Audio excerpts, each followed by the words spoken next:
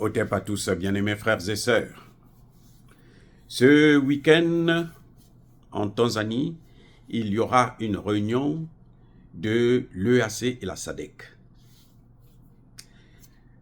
Paul Kagame a déjà annoncé qu'il va partir. On attend maintenant que le président Tshisekedi aussi puisse décider. La SADC était la première organisation qui est intervenue depuis que Tshisekedi est arrivé dans cette affaire de paix en RDC. Non, l'EAC plutôt. L'EAC, c'est les pays d'Afrique de l'Est et la SADC des pays d'Afrique australe. Alors, ces pays d'Afrique de l'Est, il y a le Rwanda et l'Ouganda. La Tanzanie, le Burundi et puis je crois, je ne sais pas quel autre pays, je crois que c'est le Soudan. Alors, quand ils sont venus au Congo, pour aider à protéger les populations et l'intégrité territoriale du Congo, ils sont venus, ils étaient là comme des spectateurs, des observateurs, ils regardaient. Même encore l'observateur, il réfléchit et puis il apporte une solution, il vous dit non, bon, vous savez, ça, c'est pas bien, ah, ça, c'est comme ça, il vous explique la situation. Non, eux, ils sont là, c'est comme s'ils étaient venus pour rien faire. Alors, en fait, en réalité, c'est que quand eux, ils arrivent, les Occidentaux qui soutiennent Kagame font pression sur ces pays pour dire, écoutez, vous n'êtes pas venus ici pour arranger cette situation. Ça, c'est nous qui avons le contrôle de cette situation. Allez-y, asseyez-vous, on vous donne votre argent et puis vous nous laissez continuer à piller le Congo. Et eux aussi, comme ce sont des pays minables, hein, alors ils acceptent. C'est ce qu'ils ont fait aussi avec la SADC. Quand la population de Goma s'est enflammée, elle a demandé à ce qu'on puisse les chasser. Ils sont partis et le président Tshisekedi a fait venir la SADC.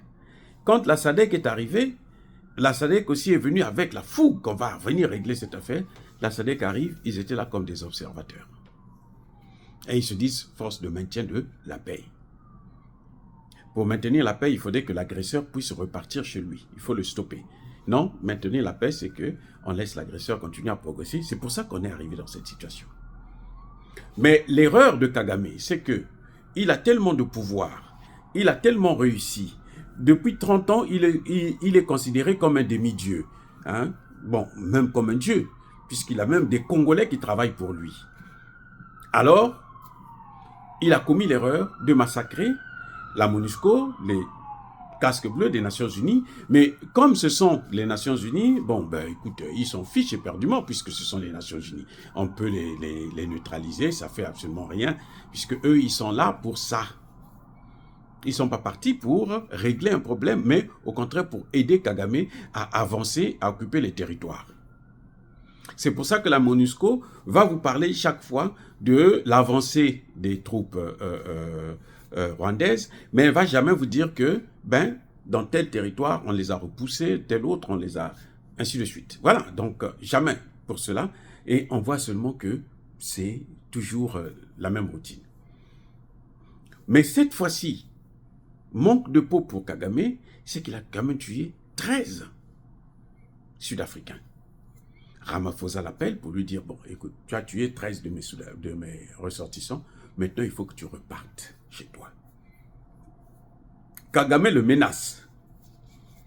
Il dit, qu'est-ce que tu peux me faire? Parce qu'il a trop de pouvoir, qu'est-ce que tu peux me faire? Ah, il va te faire foutre. Ah bon? Cyril Hanouna qui dit, bon, ok, moi je vais te montrer qu'il y a Milo dans Coco. Et donc, il s'organise pour une intervention qui va aller jusqu'à bouter Kagame hors du territoire et probablement même l'enlever du pouvoir. Parce que, en fait, si Kagame est chassé du Congo, Kagame tombe. Alors, je reprends. Le problème de Kagame, c'est qu'il est en train de jouer sa survie en ce net moment. Il faut qu'il reste absolument au Congo. Parce que s'il sort du Congo, c'est fini, il perd le pouvoir. Ah oui. S'il sort du Congo, après tout ce qu'il a fait, et les Rwandais ne pourront plus jamais venir au Congo. On ne voudra plus d'eux là-bas au Congo. Ça va être très très difficile pour que les Rwandais reviennent au Congo. Qu'ils soient encore accueillis comme étant des amis des parents. Vous voyez? Donc, C'est sa survie qu'il entend de jouer. Parce qu'il ne peut pas gâcher la vie des gens pour ses propres intérêts à lui. Il s'est enrichi avec sa famille, c'est très bien. Mais maintenant, les autres, après ça, ils veulent que ça continue. Et donc, pour arrêter Cyril Ramaphosa, qu'est-ce qu'il faut faire? Les Américains commencent à le distraire.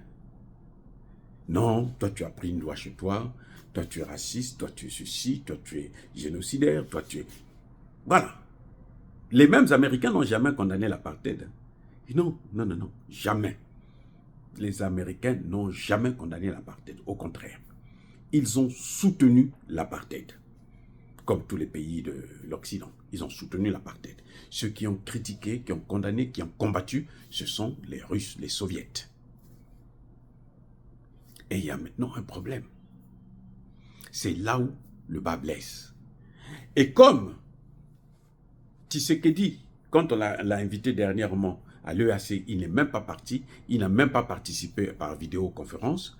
Alors on s'est dit, puisque lui, il part voir Ramaphosa, si Ramaphosa sera là, donc lui aussi, il peut partir. Et on attend Tshisekedi en Tanzanie lors de ce sommet ce week-end. Va-t-il partir? Ne va-t-il pas partir? En tout cas, beaucoup de gens pensent que ce ne serait pas bien pour lui de partir parce que Abiyarimana a été assassiné au retour d'un procès comme celui-là. Un sommet où c'était pour la paix au Rwanda et tout machin, et puis on l'a fait sauter.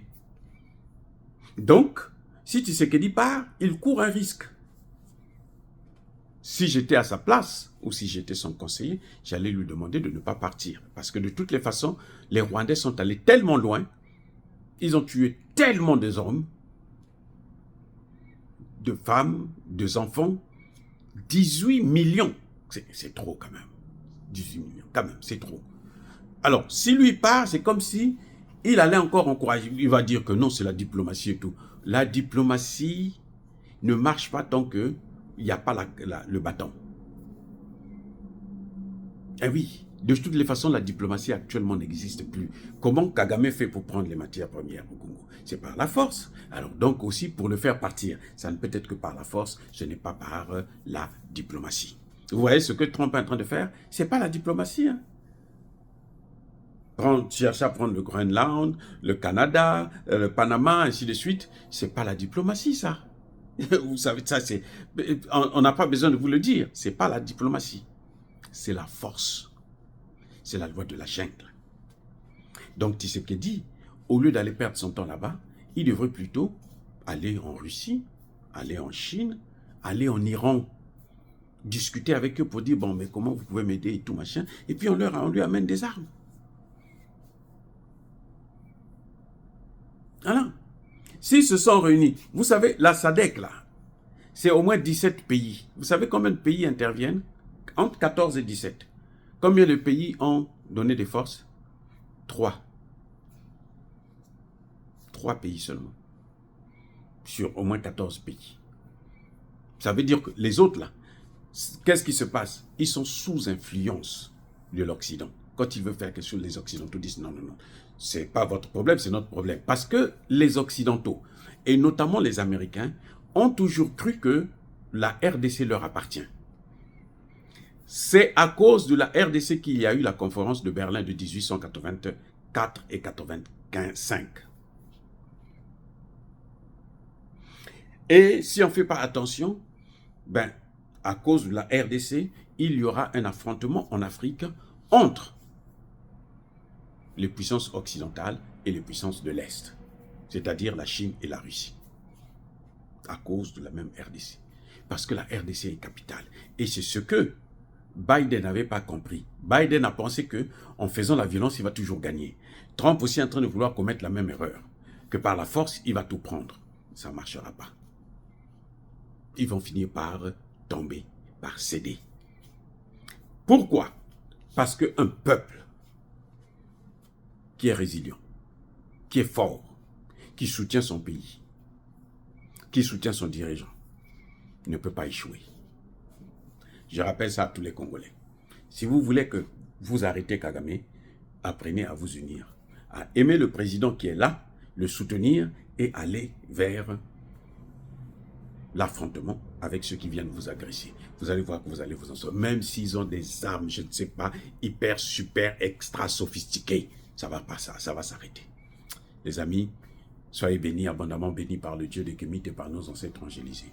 Mais que tous ceux qui persécutent le continent africain le pillent et le déstabilisent, qu'ils soient noirs, blancs, chinois, arabes, juifs, indiens, ou qu'ils soient punis, maudits, foudroyés, neutralisés, écrasés, effacés par le Dieu des Kémites et par nos ancêtres angélisés. Vive l'Afrique éternelle, j'ai dit et j'assume.